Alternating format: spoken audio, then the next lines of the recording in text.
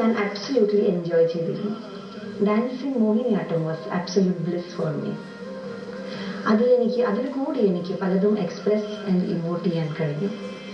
ചെറുപ്പത്തിൽ മുംബൈയിലായിരുന്നപ്പോൾ ഗുജറാത്തിലുള്ള സ്റ്റേറ്റ് പഠിച്ചിട്ടുണ്ട്. ബറോഡയിലുള്ള യൂണിവേഴ്സിറ്റിനെ കുറിച്ച് അറിയായിരുന്നു. MS university, faculty four performing arts, fine arts. പക്ഷെ പിന്നീടൊരു കാലം ഞാൻ അവിടെ പോയി ഒരു വീട് നോക്കി നടത്തും, അവിടെ ഒരു ക്ലാസ് എടുക്കും, അവിടെ നിന്ന് ഒരു ആർട്ടിസ്റ്റായി മാറും. ഇങ്ങനെ ഞാൻ ഒരിക്കലും സ്വപ്നത്തിൽ പോലും വിചാരിച്ചില്ല. പക്ഷെ അങ്ങനെ ഉണ്ടായി. എൻ്റെ ഹസ്ബൻഡ് അവിടേക്ക് ജോലിയായിട്ട് മാറിയപ്പോൾ ഞാനും കൂടെ പോയി. എൻ്റെ ആദ്യത്തെ മോഹിനിയാട്ടം പെർഫോമൻസ് ബറോഡയിൽ എൻ്റെ വീടിൻ്റെ അടുത്തുള്ളൊരു സമ എന്ന് പറഞ്ഞ ഏരിയയിൽ ഒരു അയ്യപ്പൻ്റെ ക്ഷേത്രത്തിലായിരുന്നു. അവിടുന്ന് പിന്നെ ഞാൻ പിന്നോട്ട് നോക്കിയിട്ടില്ല. ഒരു പെർഫോമൻസ്, അതിനുശേഷം വേറെ. കൂടെ കുറേ സ്റ്റുഡൻസ് പ്രോഗ്രാം കണ്ടിട്ട് ഇഷ്ടപ്പെട്ടിട്ട് ഭരതനാട്യം പഠിച്ച പിള്ളേരും ഡാൻസ് പഠിക്കാത്ത പിള്ളേരും അവർക്ക് മോഹിനിയാട്ടത്തിനോടൊരു ആകർഷണം തോന്നി. അവർ വന്നു ചേർന്നു എന്നോട്.